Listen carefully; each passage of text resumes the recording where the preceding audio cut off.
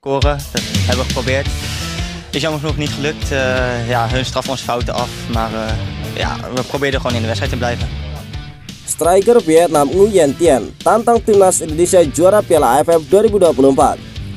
Pelatih Australia tebar ancaman ke timnas Indonesia dan ini yang bakal dia lakukan.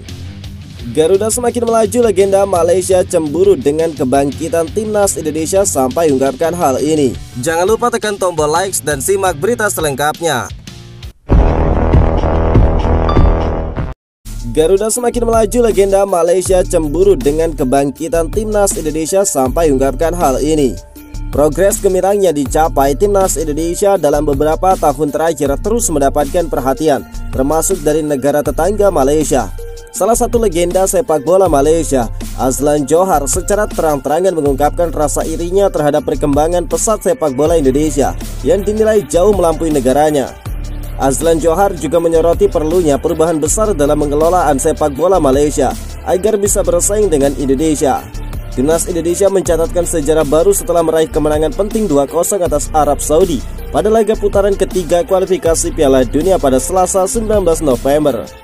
Timnas Indonesia menjadi satu-satunya wakil ASEAN yang mampu melaju hingga putaran ketiga kualifikasi Piala Dunia. Tidak hanya itu, kemenangan ini membawa Indonesia menjadi negara ASEAN pertama yang meraih 6 poin pada tahap tersebut. Selain itu, Indonesia telah mengamankan satu tempat di putaran final Piala Asia 2027, mempertegas posisinya sebagai salah satu kekuatan baru di kawasan Asia Tenggara.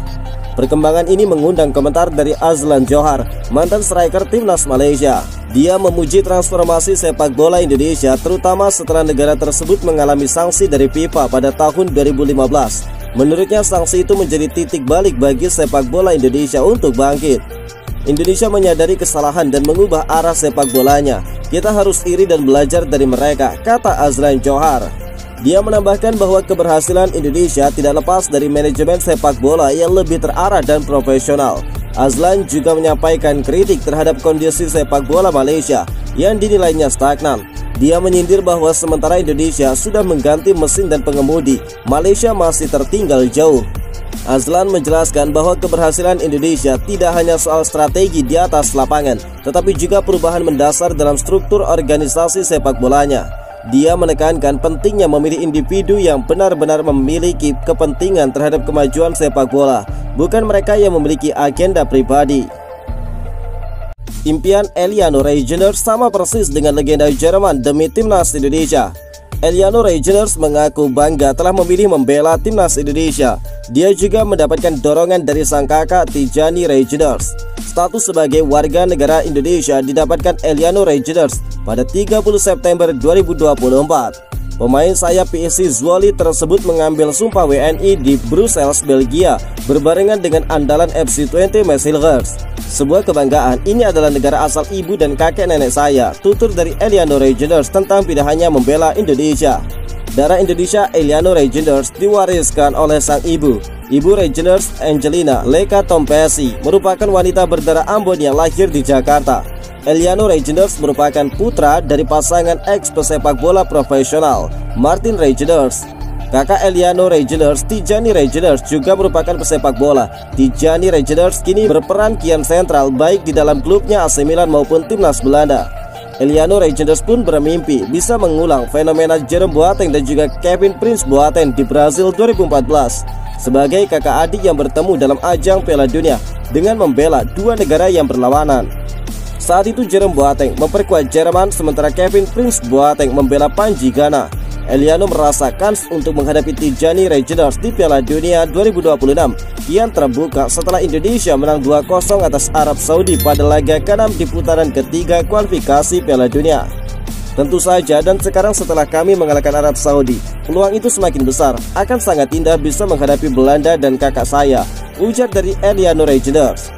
Eliano Reijnders mengaku keputusan untuk membela timnas Indonesia juga datang karena dorongan keluarga, termasuk sang kakak Tijani Reijnders. Tijani berkata, jika itu yang kamu inginkan, lakukan saja, ujar dari Eliano. Orang tua saya mengatakan hal yang sama. Sekarang mereka tidak sabar menantikan duel antara kami di tim nasional setelah sebelumnya bertemu di Liga Belanda, tambah dari Eliano Reijnders. Pelatih Australia tebar ancaman ke timnas Indonesia dan ini yang bakal dia lakukan. Pelatih timnas Australia Tony Popovic langsung menggaungkan tekadnya untuk mengincar 6 poin dalam duel lawan timnas Indonesia dan juga Cina pada lanjutan kualifikasi Piala Dunia Maret mendatang. Australia saat ini ada di peringkat kedua klasemen sementara grup C. Walaupun ada di peringkat kedua, posisi Australia belum sepenuhnya aman. Mereka hanya unggul 1 angka atas 4 tim di bawahnya. Karena itulah Popovic memasang tekad besar menjadikan duel di bulan Maret sebagai ladang untuk mengumpulkan poin. Australia bakal menjamu Indonesia di susul laga tandang melawan Cina. Kami harus memastikan bahwa laga di bulan Maret jadi momen yang sangat bagus bagi kami, ungkap dari Popovic. Popovic menyebut persaingan di grup C memang terbilang sengit. Di luar Jepang yang melesat sendirian di posisi teratas, 5 tim lainnya masih punya peluang yang sama besar untuk lolos langsung ke Piala Dunia 2026. Di luar Jepang, semua tim saling mengambil poin satu sama lain dan laga melawan Bahrain hari ini kembali jadi bukti. Kami menempatkan diri dalam posisi sangat bagus di jeda pertandingan. Kami melewatkan banyak kesempatan untuk membuat kedudukan menjadi 2-0 sebelum mereka mencetak gol, dan inilah kisah grup ini, kata Popovic. Dalam 2 laga di bulan November, Australia hanya berhasil menambah 2 poin. Mereka bermain imbang tanpa gol melawan Arab Saudi di kandang sebelum kembali imbang 2-2 melawan Bahrain dalam laga tandang. Kami tentu saja ingin memenangkan laga melawan Saudi ataupun Bahrain karena itu akan menempatkan kami di posisi yang lebih baik. Namun saat ini kami ada di posisi kedua di klasemen. Sangat berbeda bila dibandingkan 4 laga sebelumnya. Jadi kami harus terus fokus ke depannya, ungkap dari Popovic. Striker Vietnam Nguyen Thian tantang timnas Indonesia juara Piala AFF 2024. Penyerang timnas Vietnam Nguyen Thian Linh memberikan pujian kepada timnas Indonesia sekaligus tantangan yang disebutnya sebagai salah satu kandidat kuat untuk juara Piala AFF 2024. Hal ini disampaikan Thian Linh saat menjalani pemusatan latihan bersama timnas Vietnam jelang turnamen 2 tahunan itu. Dalam keterangannya, pemain 27 tahun itu mengakui kekuatan skuad Garuda yang sukses menunjukkan performa impresif, termasuk kemenangan atas Arab Saudi. Indonesia adalah tim yang sangat kuat di Asia Tenggara. Mereka tampil di babak ketiga kualifikasi Piala Dunia 2026 zona Asia dan berhasil mengalahkan Arab Saudi, ujar pemain Binduang tersebut. Thian Linh juga menyoroti kehadiran sejumlah pemain keturunan di timnas Indonesia yang dinilainya mampu meningkatkan kualitas dari tim secara signifikan. Dengan tambahan pemain keturunan berkualitas, Indonesia menjadi salah satu unggulan untuk merebut gelar juara Piala AFF 2024. Tambah dari Nguyen Thian Linh. Meski mengakui peningkatan kualitas rivalnya, Thian Linh tetap optimistis Vietnam mampu menghadapi tantangan dari timnas Indonesia. Penyerang andalan Vietnam ini memiliki catatan bagus melawan skuad Merah Putih. Dengan 4 gol dari total 18 gol internasionalnya tercipta ke gawang Indonesia. Pada Piala AFF 2024, Vietnam dan Indonesia tergabung di grup B bersama Myanmar, Laos, dan Filipina. Turnamen ini bakal dimulai pada awal Desember mendatang. Sementara itu, Vietnam tengah mempersiapkan diri dengan menjalani pemusatan latihan di Korea Selatan, termasuk menggelar laga uji coba melawan 3 klub lokal. Di sisi lain, timnas Indonesia bakal menurunkan mayoritas pemain U22 yang dikombinasikan dengan beberapa pemain senior untuk menghadapi turnamen tersebut.